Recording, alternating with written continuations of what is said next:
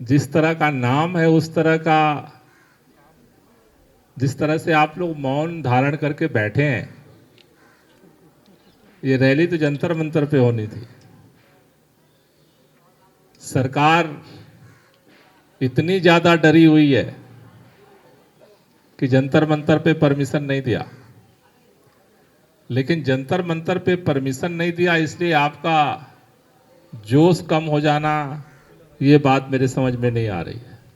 यहाँ आप सेमिनार करने नहीं आए, इस देश के अंदर उस हुकूमत के सामने अपना प्रतिरोध दर्ज करने आए हैं, अपना ऐलान करने आए हैं, जो आज की तारीख में सुनना तो दूर कुचलने के लिए तैयार है। तो मैं चाहता हूं कि एक बार दोनों हाथ की मुट्ठियां बंधनी चाहिए। हर भारत के बेटे बेटी जो देश के अलग अलग हिस्सों से आए हैं, दोनों हाथ की मुट्ठियां बांध करके एक बार नारा लगाएंगे, इनकलाब। आज ये मुल्क एक नए दौर से गुजर रहा है, सामान्य दौर नहीं है। शायद पिछले 10 सालों से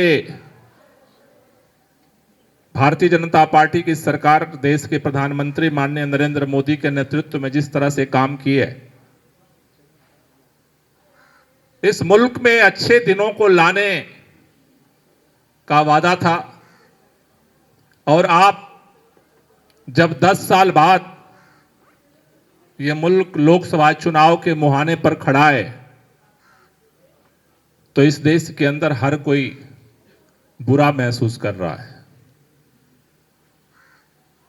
पिछले दिनों हम सबने ये देखा है, सबसे पहले इस हुकूमत की तानाशाही के खिलाफ छात्रों ने मोर्चा उठाया था।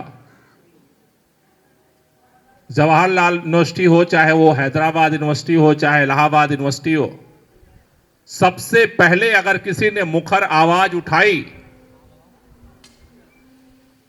युवा पीढ़ी को यह समझ में आने लगा था कि अगले दिनों में इस सरकार क्या करने वाली है।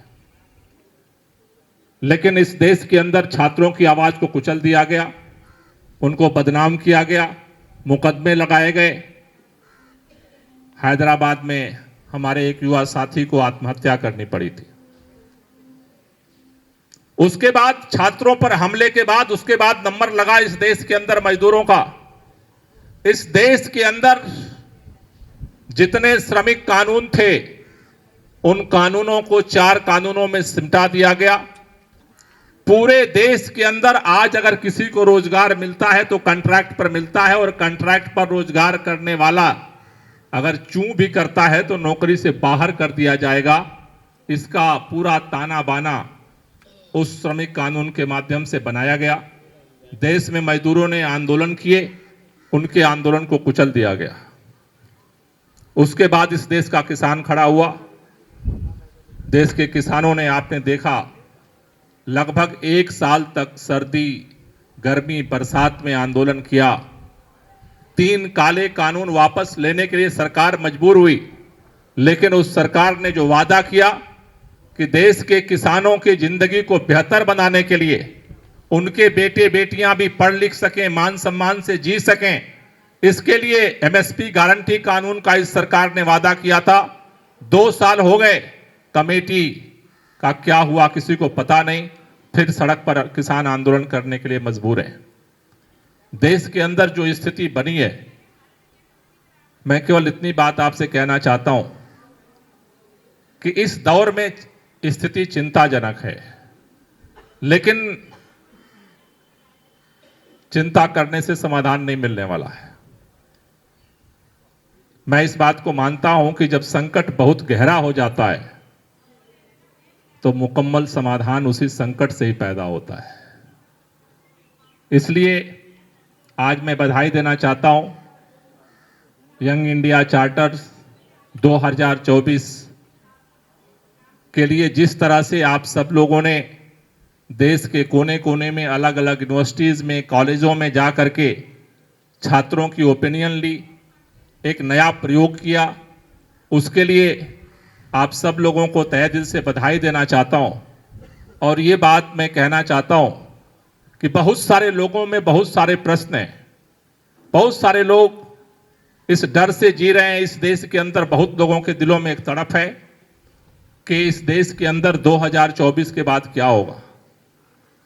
बहुत सारे लोगों के मन में सवाल है कि इस देश के अंदर 2024 में अगर आज लोकतंत्र की चौतरफा हत्या हो रही है तो 2024 के चुनाव में अगर भारतीय जनता पार्टी की सरकार बनती है तो क्या इस देश के अंदर संविधान जो है वो रहेगा, क्या इस देश के अंदर जो लोकतंत्र है वो रहेगा, क्या इस देश के अंदर जो न्यायपालिका का व्यवस्था है वो बचेगी, क्या इस देश के अंदर चुनाव प्रक्रिया बचेगी, क्या इस देश के अंदर आज अभी इतनी सी जगह बची है कि जंतर मंतर की जगह सुरजीत भवन के बगल में आज आपको बैठने की जगह मिली है।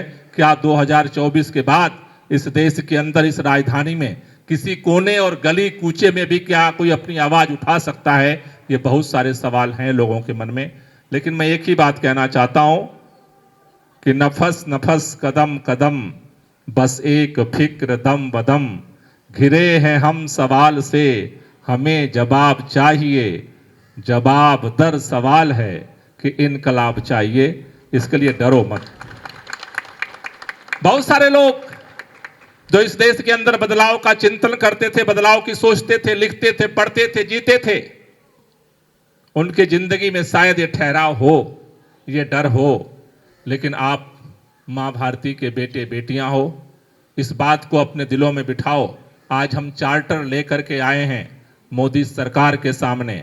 ऐसे दिमाग में प्लान बनाओ, आज के बेटे बेटियों ने वो सोचा है, वो किया है जो आज 100 साल पुरानी पीढ़ी नहीं कर सकती थी, नहीं सोच सकती थी।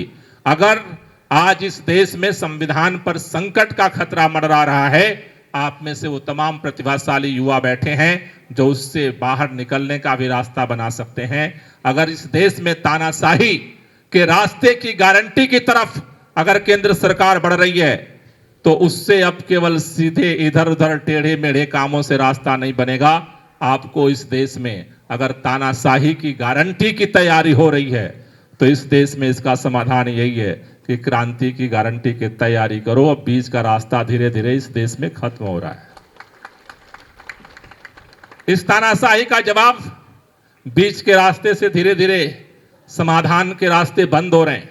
तो इसलिए मैं केवल इतनी बात आपसे कहना चाहता हूं, आज यंग इंडिया का चार्टर लेकर के आप आए हो।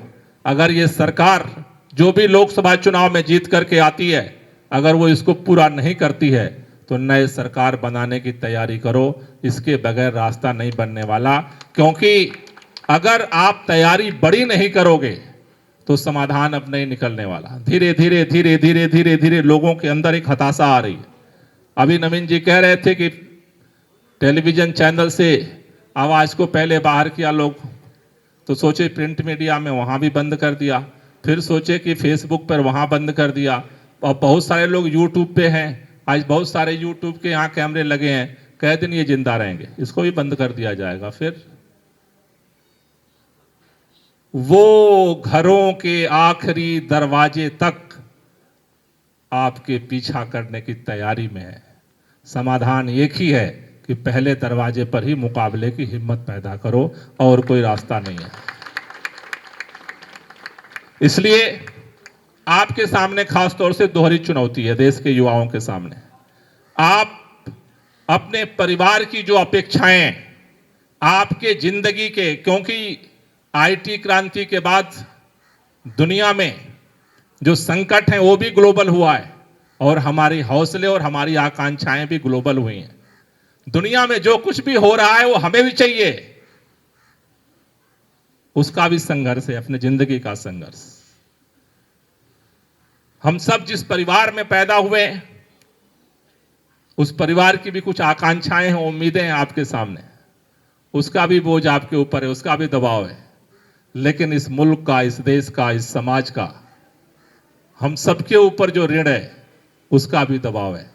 इसलिए एक ऐसे कार्य योजना की जरूरत है कि हम अपनी जिंदगी को भी बेहतर से जी सकें और इस मुल्क को भी बेहतर बना सकें, क्योंकि अपने लिए नहीं जियोगे तो दूर तक लड़ नहीं पाओगे, और अगर लड़ना छोड़ दोगे तो अपनी जिंदगी भी जी नहीं पाओगे।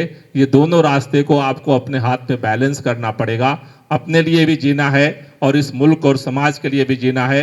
मुझे लगता है कि पूरे देश के कोने कोने से, अलग अलग यूनिवर्सिटीज से जो स्टूडेंट्स ने, यूथ ने, जो छात्र युवाओं ने जो शिक्षा और रोजगार के लिए अपना चार्टर तैयार किया है, हम सब उसका समर्थन करते हैं।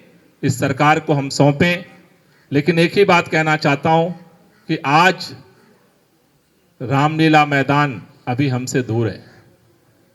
मैं सभी संगठनों के साथियों से निवेदन करना चाहता हूं, ये लड़ाई की शुरुआत है, आगे लड़ाई और गहरी है। आज जंतर मंतर हमें नहीं मिला, हम यहाँ बैठे हैं, लेकिन हमें और ताकत लगाने की जरूरत है और आगामी दिनों में हम रामलीला मैदान तक पहुँचें, इतनी बड़ी ताकत और छात्र युवाओं को इतने बड़ी संख्या में मोबिलाइज कर सकें कि रामलीला मैदान तक हम पहुँच सकें, क्योंकि बड़ी संगठित ताकत से ही आप इसका जवाब दे सकते हैं और हम सब आपके साथ मिल करके इस कदम को आगे बढ़ाएंगे। आप सब ने हमें यहाँ बुलाया, मौका दिया अपनी बात रखने का। आप सब लोगों का बहुत बहुत शुक्रिया, बहुत बहुत धन्यवाद।